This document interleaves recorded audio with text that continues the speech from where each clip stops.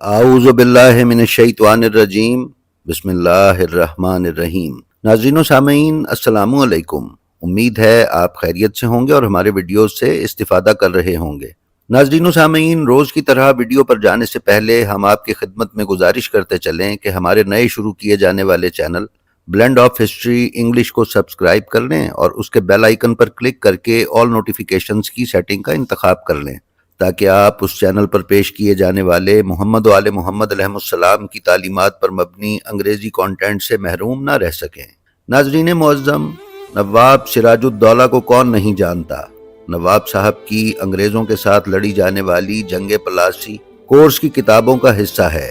نواب صاحب نے بنگال میں قائم اپنی ریاست میں شیعت پھیلانے میں جو خدمات انجام دیں وہ کسی سے ڈھکی چھپی نہیں ہیں۔ متحدہ ہندوستان کے جس میں پاکستان اور بنگلہ دیش بھی شامل تھا، سب سے بڑا امام بارگاہ نواب صاحب نے ہی مرشد آباد میں بنوایا، جسے نظامت امام بارگاہ کہا جاتا ہے۔ انشاءاللہ تعالی ہم جلد ہی نظامت امام بارگاہ پر معلومات آپ کو ایک ویڈیو کے ذریعے فراہم کریں گے۔ ناظرین، نواب سراج الدولہ پکے اور کٹر شیعہ تھے۔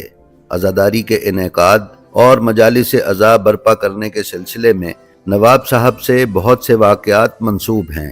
اسی طرح کے واقعات میں سے ایک واقعہ لے کر ہم آج آپ کی خدمت میں حاضر ہوئے ہیں۔ آپ سے گزارش ہے کہ یہ ویڈیو آخر تک دیکھیے گا تاکہ آپ کی معرفت میں اضافہ اور روحانی تسکین کا باعث بن سکے۔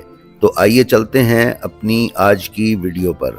ناظرین معظم، نواب سراج الدولہ کے زمانے میں ایک سید زادے نے کسی عالم سے سنا کہ جو کوئی مرنے کے بعد کربلا کی زمین میں دفن ہو جائے تو اس کی قبر میں منکر نکیر نہیں آتے۔ وہ سید زادہ خود سے کہنے لگا کہ میں گناہگار قبر کی اس تنہائی اور منکر نکیر کی دہشت کو کیسے برداشت کر سکوں گا۔ وہ اس پر سوچتا رہا اور بالآخر ایک فیصلے پر پہنچا۔ پھر اپنی ماں سے کہنے لگا کہ اے میری ماں، میں اب کربلا کو جاتا ہوں اور تا عمر وہیں رہوں گا تاکہ جب میں مروں تو زمین کربلا میں دفن ہو جاؤں۔ میں وہاں پر ہوں گا تو لوگ مجھے خود ہی زمین کربلا میں دفن کر دیں گے، لہٰذا میں عذاب قبر اور نکیرین کے سوال و جواب سے محفوظ رہوں گا۔ ماں نے یہ سنا تو وہ بہت روئی پیٹی اور اس سے التجا کی کہ اس بڑھاپے میں اسے چھوڑ کر مت جائے، لیکن وہ یہ ارادہ کر چکا تھا، لہٰذا اس نے اپنا رخت سفر باندھا اور کربلا کی طرف چل پڑا۔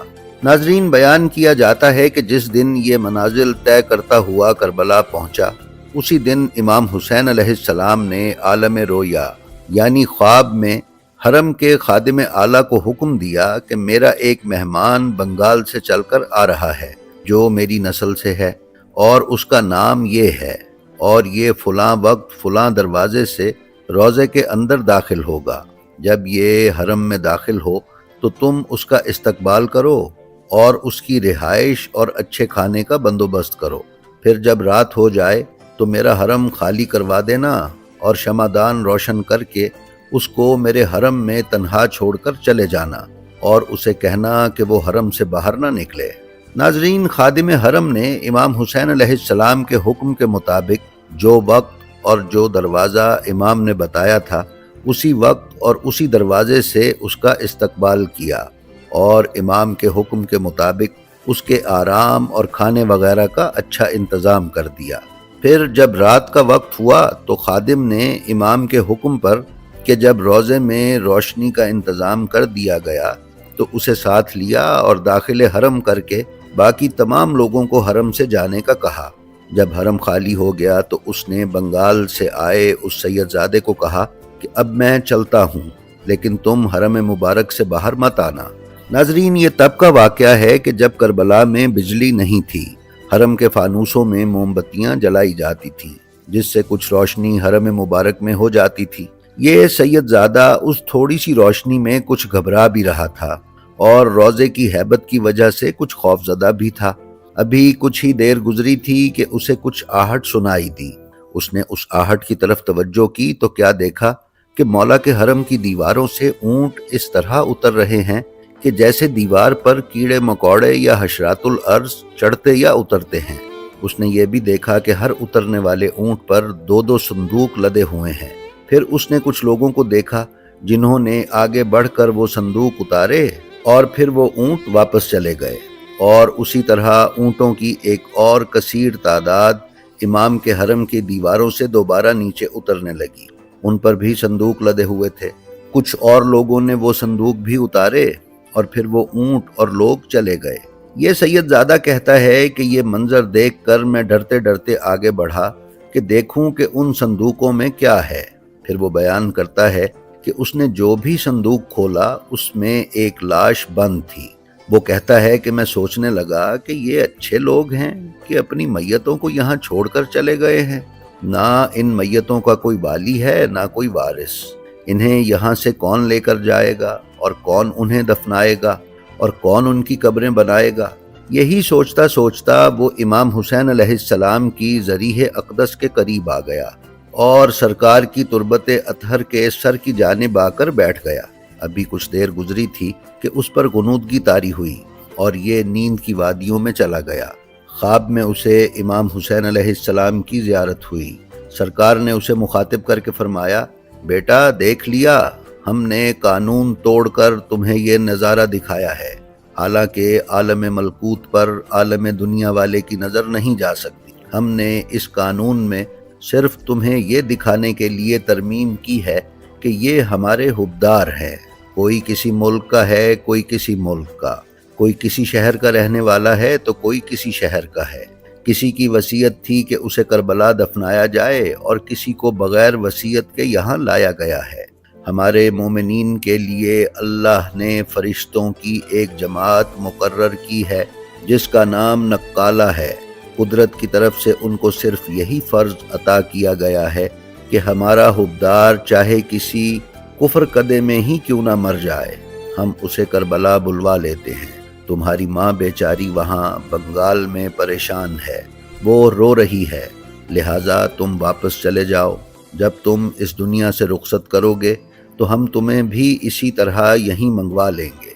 اور ہاں دیکھو، بنگال جانا اور سراج الدولہ کے دربار میں جا کر اسے ہمارا سلام کہنا اور اسے کہنا کہ ہم نے یہ حکم دیا ہے کہ فلاں جاگیر تمہیں دے دی جائے۔ ناظرین، وہ سید زادہ کہتا ہے کہ میں نے مولا سے عرض کیا کہ مولا، سراج الدولہ کے دربار تک رسائی بہت مشکل ہے، اور اگر کسی طریقے سے میں نے یہ رسائی حاصل کر بھی لی اور سراج الدولہ سے ملاقات کر کے آپ کا یہ حکم اسے دے بھی دیا تو وہ مجھ پر کیسے یقین کرے گا؟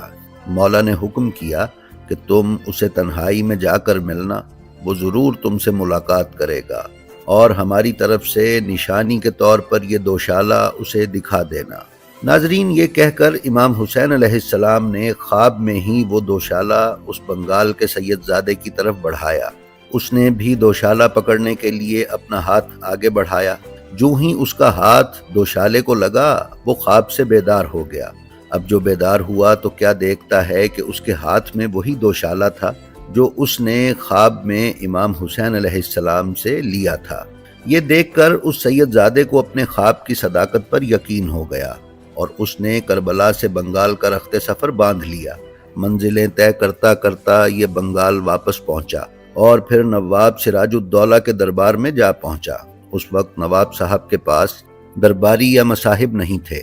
دربار میں اس کا پیغام پہنچا تو نواب صاحب نے اسے فوراً بلوا لیا۔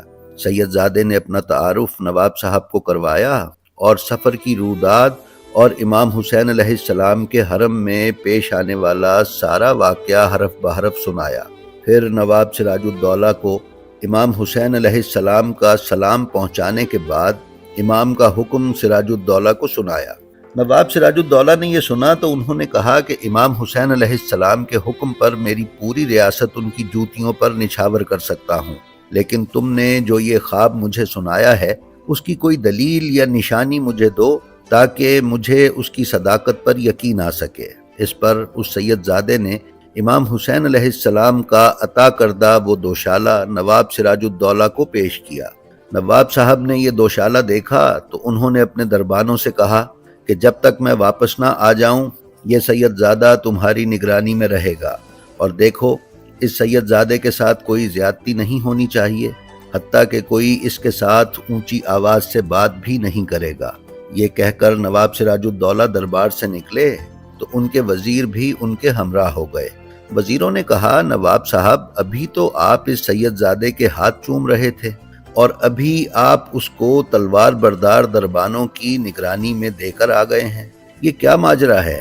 نواب صاحب نے فرمایا، وہ اس لیے کہ یہ دوشالہ میں نے اپنی بہن کی میت پر ڈالا تھا جسے میں نے یہیں بنگال میں دفنایا، تو میں یہی تصدیق کرنا چاہتا ہوں کہ میری بہن کی میت کہاں ہے اور کیا یہ شخص واقعی ہی مقبول بارگاہ ہے یا کوئی کفن چور ہے۔ پھر نواب صاحب قبرستان پہنچے اور بہن کی قبر کشائی کا حکم دیا۔ جب نواب سراج الدولہ کی بہن کی قبر کھولی گئی تو دیکھا کہ قبر کے اندر ایک دشمن اہل بیت کی لاش تھی۔ اس سے مولا کے اس فرمان کی بھی تصدیق ہو گئی کہ مومن جہاں بھی مرے اسے کربلا لے جایا جاتا ہے اور دشمن اہل بیت کو وادی برہوت میں منتقل کیا جاتا ہے۔ جی تو ناظرین، یہ تھی ہماری آج کی ویڈیو۔ ہمیں امید ہے یہ آپ کو پسند آئی ہوگی۔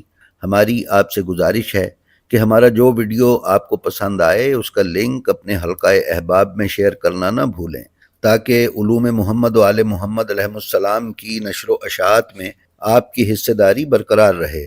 ہم آپ سے یہ بھی گزارش کرتے چلیں کہ آپ اپنا اور اپنے متعلقین کا بے حد خیال رکھیں اور اللہ کی مخلوق میں آسانیاں تقسیم کرتے رہیں۔ اللہ آپ کا حامی و ناصر ہو۔ السلام علیکم۔